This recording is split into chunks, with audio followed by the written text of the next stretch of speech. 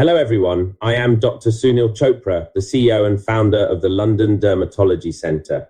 Thank you for joining this inaugural session in our Dermatology Masterclass series. We're going to be talking about vitiligo and the overview. What is vitiligo? Well, it's complete loss of pigment within the skin, not decreased pigment, but complete loss of pigment within the skin. Now, we also know that it affects all races and genders equally, so it's unlikely to be hormonally based. And because it affects all races equally, there are not that many environmental factors that predispose to vitiligo, although there are certain races. I mean, Gujaratis, Northern India, the incidence is 8.8%, which is unusually large. And we don't quite know why Gujaratis should have a high incidence of vitiligo. By and large, though, it tends to be equal in all races and genders. Most commonly in the first and third decades of life, you can be born with it, a condition called piebaldism, but in general, it's an acquired autoimmune condition. It's often of sudden onset, commonly on the hands, feet, genitalia, the periocular areas, and perioral areas. Now, there are various types, the most commonest being a generalized symmetrical type. And it's almost quite remarkable how symmetrical the rash actually is. And I'll show you examples of it later on. Now, a particularly difficult form of vitiligo to treat is actually the segmental or dermatomal form of vitiligo, which tends to stop progressing after a year after having taken over most of its dermatome. There are also focal isolated form, which slowly progress and are much easier to treat. Now, in terms of symptoms, most are completely symptomless. There might be some mild pruritus, but in general, there tend to be no symptoms at all. Now, in order to make a diagnosis, a proper diagnosis, you really do need a Woods lamp. Now, a Woods lamp's ultraviolet light. And you can see from the picture here of this lady that it wouldn't be obvious she's got vitiligo in the periorbital area, unless, of course, you use the Woods lamp. And you can now see that it's in the periorbital and on the periorbital and perioral, as well as the hairline, making it quite obvious she's got vitiligo. And you don't need a biopsy to diagnose vitiligo. And here you've got a accentuation of the vitiligo using the Woods lamp on the hand. And this is the clinical picture of vitiligo. Now you can see that if you were to put a mirror here, that one side looks almost identical to the other side. And a lot of and here this is complete depigmentation. It's not hypopigmentation, it's depigmentation.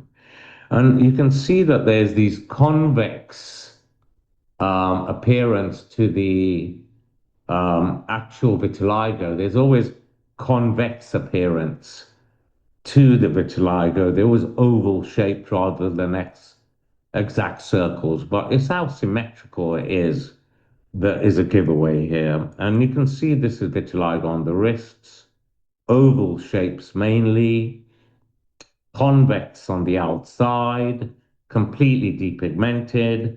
The wrists and the hands are very typical places for vitiligo. Now, what's the differential diagnosis? The two commonest differentials that I am asked about are initially pityriasis versicolor. That's the commonest one that's diagnosed And obviously, the patient gets the mandatory Dactycort, which doesn't work, and therefore the patient presents to the dermatologist. The other one is when parents see hypopigmentation on their children's cheeks and panic that this may be vitiligo. Now, these are the two commonest differentials we have to deal with. Now, when it comes to pityriasis versicolor, you can see that there's hypopigmentation. If you were to shine Wood's lamp on this, you wouldn't get an accentuation like the one we've just seen.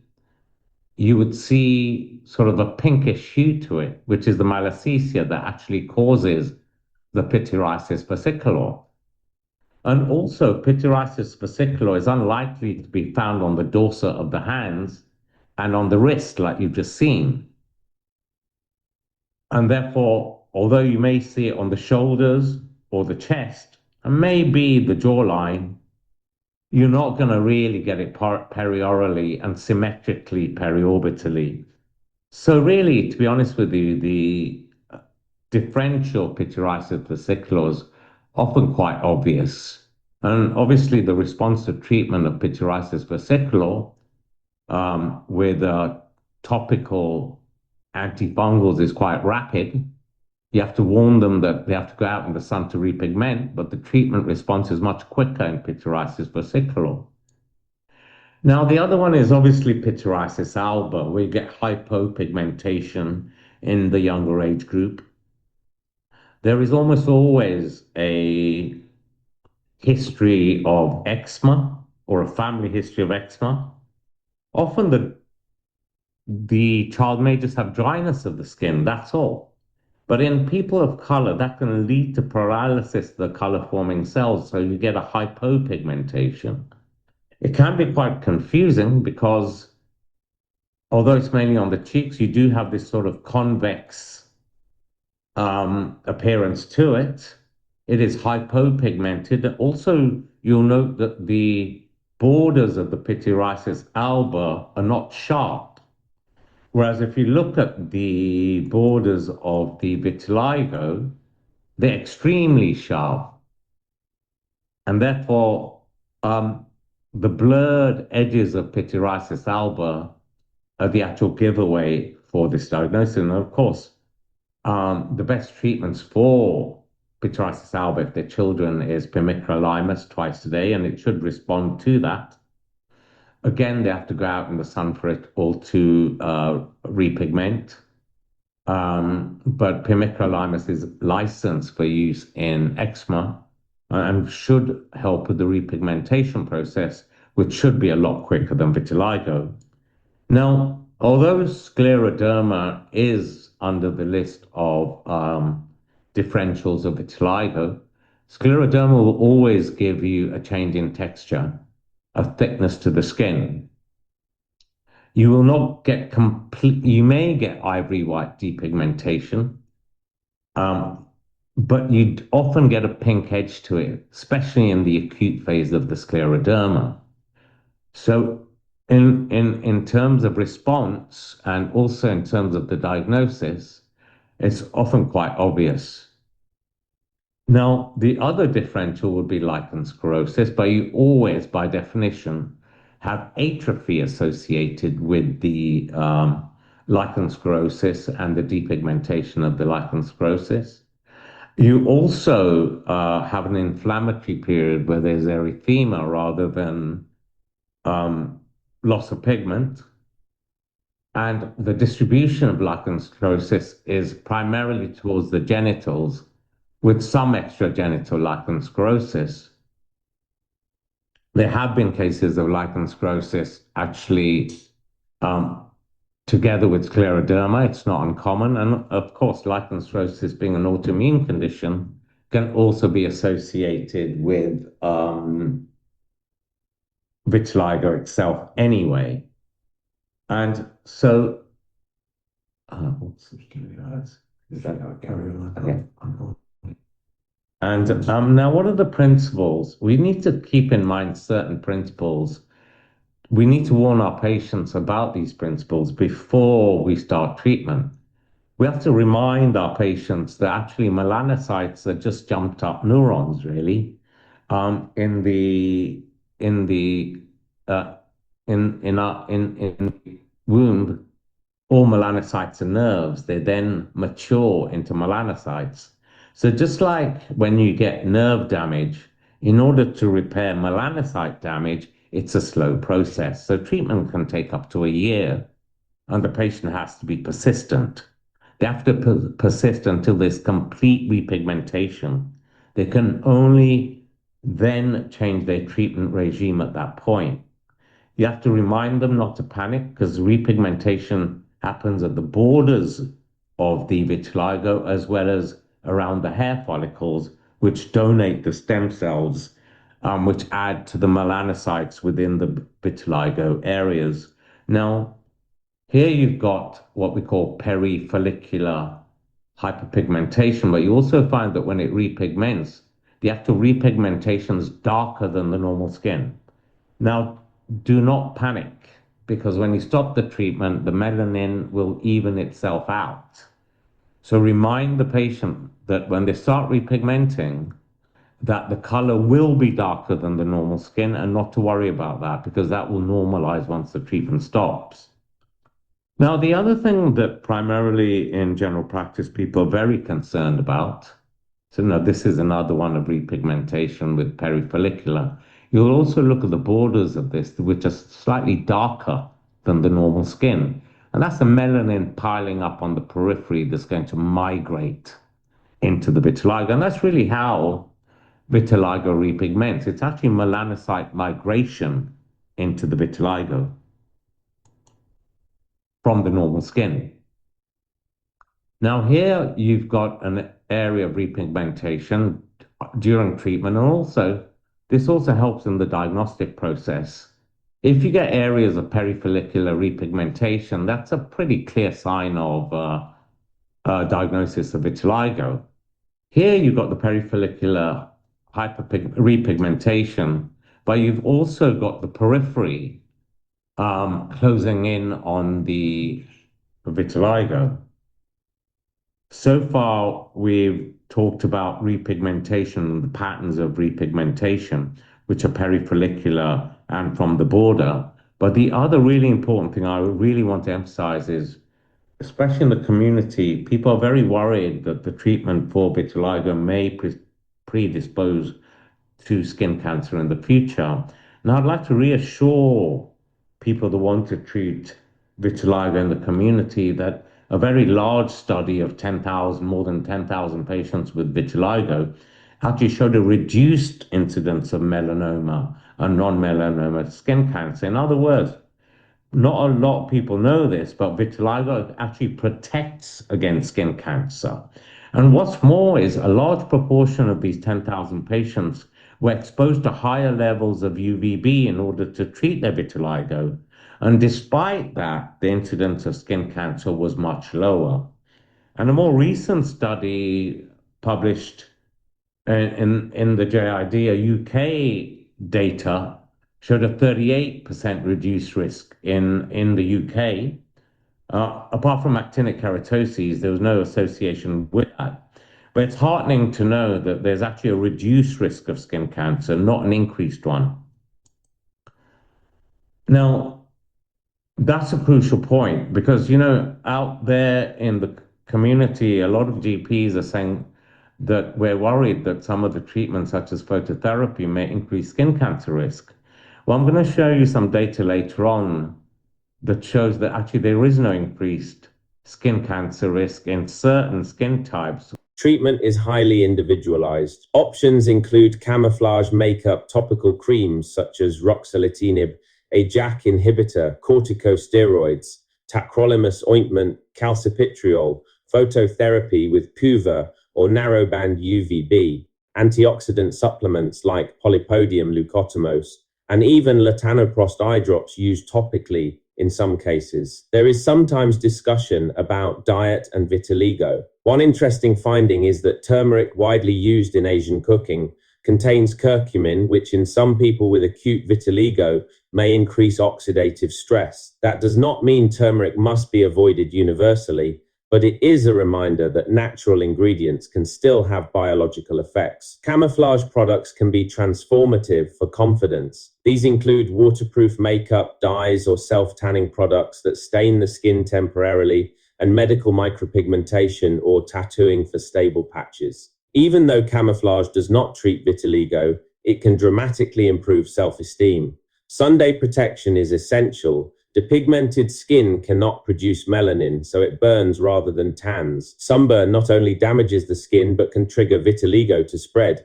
Moreover, tanning of the surrounding skin makes the white patches stand out more. So broad-spectrum SPF 50, shade, and clothing protection are key. Ruxolitinib is an exciting development, a topical JAK1 and 2 inhibitor. It is now MHRA approved for vitiligo, though not yet recommended by NICE. Clinical trials show good repigmentation for small areas of facial vitiligo when used over a year. Body lesions respond less well, and at present it is available privately. Steroid creams remain a mainstay, particularly for trunk and limb lesions. We usually use them for up to 3 months, then review. They can stimulate pigment return, but must be used carefully, as overuse can thin the skin or even lighten surrounding. Tacrolimus, or Protopic 0.1%, is a calcineurin inhibitor. It is very effective for facial vitiligo and safe for long-term use. It is also used off-label in children under 16. Twice-daily application for several months can produce impressive results without the side effects of steroids. Calcipitriol, a vitamin D analog, has been trialed in vitiligo too. It helps regulate skin cell turnover and immune activity. While early studies are small, it can be a useful adjunct, especially when combined with light therapy. Puva combines a light sensitizing medication with UVA exposure. It can be effective but carries a higher long-term risk of skin aging and cancers, so it is used less now. Narrowband UVB has largely replaced Puva because it is equally effective and safer. Narrowband UVB therapy, or TL01, is now the standard light treatment. Sessions are done 2 to 3 times a week, with the dose gradually increased each time. Some patients can even use home phototherapy units under supervision, making it more accessible. Importantly, studies in Asian populations have found no increase in skin cancer risk, even after long-term narrowband UVB therapy. That is reassuring for both adults and children, confirming its safety profile when properly monitored. Here you can see examples of narrowband UVB in practice. Treatment is painless, and we protect unaffected areas with clothing or sunscreen. Gradually, the pale patches darken as pigment cells are re-stimulated. When we combine TL01 with tacrolimus ointment, results are even better, roughly double the response rate compared with light therapy alone. This combination is becoming a go-to strategy in dermatology clinics, especially for facial vitiligo. Polypodium leucotomos is an oral fern extract with antioxidant properties. When taken alongside narrowband UVB, studies have shown higher repigmentation rates, especially on the head and neck. It is well tolerated and may protect against UV-induced oxidative stress. Another interesting option is latanoprost, better known as a glaucoma treatment. Applied topically to eyelid patches, it can encourage pigment cell activity. Trials show it is safe and can be particularly effective for small, localized lesions. To summarize, vitiligo is an autoimmune pigment loss condition that requires patience and persistence. Early, continuous treatment leads to better outcomes. Most therapies are safe, and importantly, vitiligo itself does not raise skin cancer risk. Although many treatments remain off-label or private, we now have more effective and targeted options than ever before. Above all, remember that vitiligo does not define a person. With the right support, treatment, and understanding, patients can live confidently and fully. Thank you for joining this inaugural London Dermatology Centre Masterclass. These are the details to use if you would like to contact us. Please also register for our next masterclass, which will take place on October 30th, both here at the London Dermatology Centre and online. The topic for the next session is psoriasis and will be delivered by one of our consultants, Ala Al-Tayeb.